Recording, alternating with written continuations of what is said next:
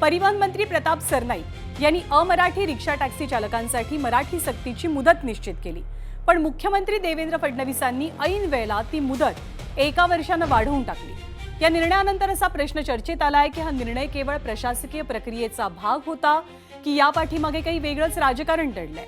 कारण महाराष्ट्रामध्ये मराठी हा फक्त भाषेचा विषय नाही, महाराष्ट्रासाठी हा अस्मितेचा विषय आणि विशेषतः शिवसेनेच्या राजकारणात तर मराठी आणि स्थानिकांच्या प्रश्नांना वेगळं राजकीय महत्त्व आहे। त्यामुळे शिवसेनेचे परिवहन मंत्री प्रताप सरनाईक मराठीवरनं कठोर भूमिका घेतात, त्यानंतर मुख्यमंत्री एकदम 1 वर्षाची मुदत देतात।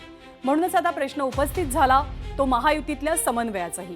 कारण परिवहन विभागाकडून राबवल्या गेलेल्या अभिनयात भाजपनं पाठ फिरवल्याचं दिसून आलेलं। याच मुद्द्यावरनं एक दुसरं राजकीय गणित सुद्धा महत्त्वाचं ठरतं। उत्तर प्रदेशची विधानसभेची निवडणूक, मुंबईत मोठ्या संख्येनं उत्तर भारतीय मतदार आहेत, त्यामुळे अमराठी रिक्षा टॅक्सी चालकांवर कठोर कारवाईचा निर्णय हा हिंदी भाषिक मतदारांमध्ये राजकीय संदेश निर्माण करू शकतो अशी चर्चा झाली। आणि भाजपसाठी हा प्रश्न महाराष्ट्रापुरता मर्यादित नाही। महाराष्ट्रात मराठी अस्मिता जपताना उत्तर प्रदेशात हिंदी भाषिक मतदारांची ताकद सुद्धा विसरून चालत नाही।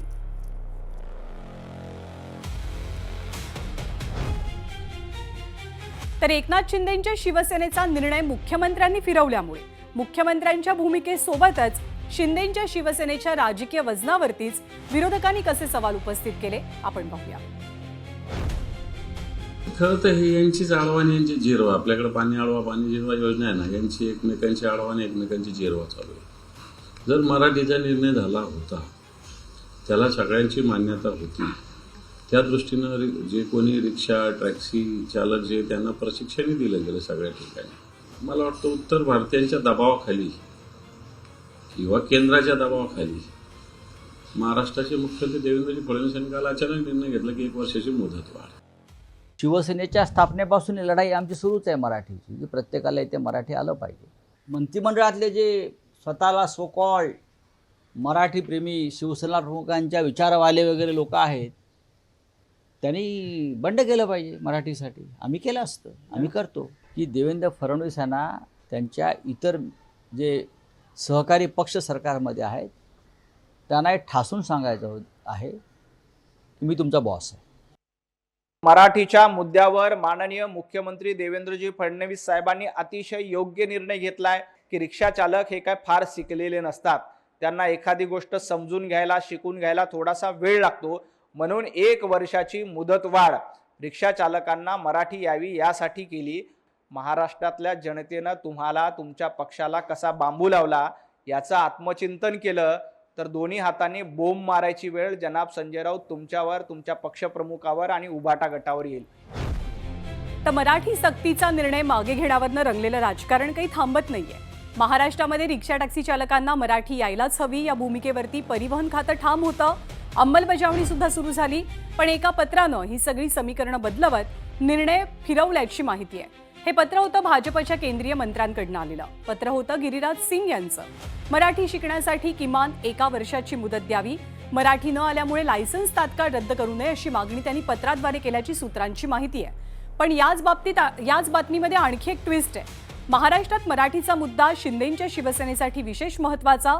ठाकरेंच्या मराठी अस्मितेच्या राजकारणाला उत्तर देताना मराठीच्या तलवाराला धार असायलाच हवी, पण परिवहन मंत्र्यांचा निर्णय फिरवल्यामुळे ही धार बोथट झाल्याचा मेसेज गेल्याचं तज्ज्ञांचं मत आहे। या निर्णयामुळे भाजप असो किंवा शिवसेना, महायुतीतल्या दोनही पक्षांची परीक्षा घेतल्याचं बोललं जात आहे। कारण मराठी अस्मिता आणि व्यापक मतदार गणिताचा तोल सांभाळणं मुंबईसारख्या शहरात तारेवरची कसरत मानली जाते।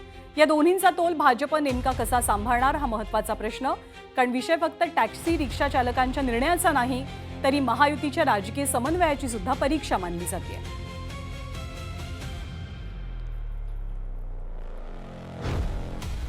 तर एकाच सरकारमधली 2 पॉवर सेंटर आणि दोघांचंही लक्ष महाराष्ट्राच्या राजकारणावर आपला प्रभाव कायम ठेवण्याचं। देवेंद्र फडणवीस आणि एकनाथ शिंदे कॅमेरासमोर नेहमीच सोबत, पण पडद्यापाठीमागे खरंच सगळं आलबेल आहे का?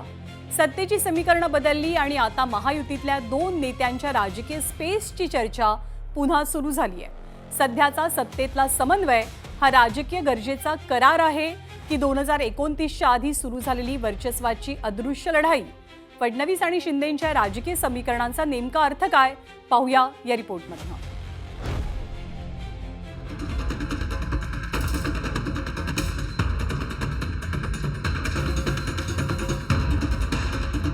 की मराठी भाषा तिचा प्रचार आणि प्रसार अन्य भाषिकांमध्ये देखील मोठ्या प्रमाणावर होतोय याचं समाधान आहे. मी आज हा निर्णय केलेला आहे की 1 वर्षाची मुदतवाढ याला देण्यात येईल. कोणतीही कारवाई दरम्यानच्या काळात केली जाणार नाही.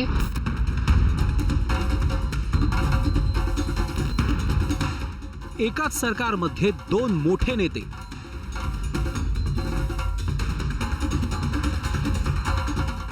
एक मुख्यमंत्री, दुसरे उपमुख्यमंत्री, दोघेही महायुतीचे प्राईम चेहरे.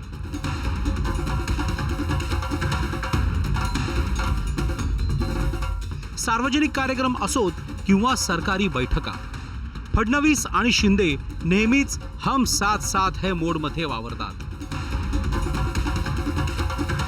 पण फडणवीस आणि शिंदेमध्ये खरंच सगळं आलबेल आहे का?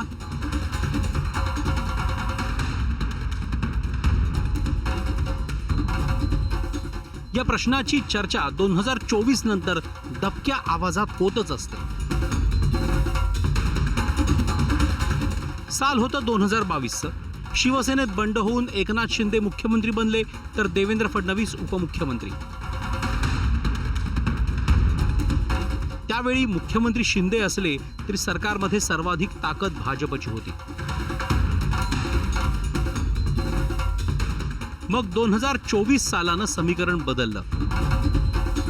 देवेंद्र फडणवीस मुख्यमंत्री झाले तर एकनाथ शिंदे उपमुख्यमंत्री. म्हणजे 4 वर्षात फक्त खुर्ची बदलली नाही तर सत्तेचं पॉवर इक्वेशनही बदललं. मुख्यमंत्री झाल्यावर देवेंद्र फडणवीसांनी शिंदे सरकारच्या काळातले काही नियम बदलले आणि या 2 नेत्यांमधल्या सुप्त संघर्षाची चर्चा सुरू झाली. आनंदाचा शिधा, 1 राज्य 1 गणवेश, 1 रुपया पीक विमा, लाडका भाऊ अप्रेंटिसशिप, मुख्यमंत्री तीर्थदर्शन योजना, स्वच्छता मॉनिटर, योजना दूत, अशा योजनांबाबत आर्थिक शिस्त, पुनर्मूल्यांकनाचे निकष लावले गेले. नुकताच मंत्र्यांच्या निर्णयात हस्तक्षेप करण्याचा अधिकारही मुख्यमंत्र्यांकडे गेल्यानं त्यांचं वर्चस्व नव्यानं अधोरेखित झाल्याचं बोललं जात आहे. आज फडणवीसांकडे मुख्यमंत्री पदाची ताकद आहे तर शिंदेंकडे स्वतःचा पक्ष आणि राजकीय जनाधार. आजची लढाई मुख्यमंत्री पदासोबत महाराष्ट्राच्या सत्ताकरणात कुणाची किती ताकद याचीही आहे. पण दोघेही सत्तेच्या एकाच गाडीत सवार आहेत. पण स्टेअरिंग कोणाच्या हातात राहणार आणि पुढच्या निवडणुकीनंतर ड्रायव्हिंग सीटवर कोण बसणार याची खरी लढाई कदाचित आतापासूनच सुरू झाली आहे. ब्युरो रिपोर्ट, ABP माझा. तर भाजपला महाराष्ट्रात आपलं वर्चस्व कायम ठेवायचं आहे तर एकनाथ शिंदेंना आपली शिवसेना ही फक्त भाजपची सहकारी नसून स्वतंत्र राजकीय शक्ती आहे हे सिद्ध करायचं आहे. आणि म्हणूनच आजचा संघर्ष फक्त मुख्यमंत्री पदापुरता मर्यादित नाही तर तो आहे राजकीय स्पेसचा. आणि म्हणूनच फडणवीस शिंदे संबंधांकडे पाहताना हा संघर्ष की सत्ता टिकवण्यासाठीची स्ट्रॅटेजिक पार्टनरशिप याचं उत्तर आज देणं थोडं अवघड मानलं जात आहे. आज दोघेही एकाच गाडीत बसले पण स्टेअरिंगवरती कोण घट्ट पकड मिळवतंय याची उत्कंठा आहे. आणि तोपर्यंत या राजकीय सोबतीच्या कराराकडे महाराष्ट्र डोळसपणे पाहत राहील.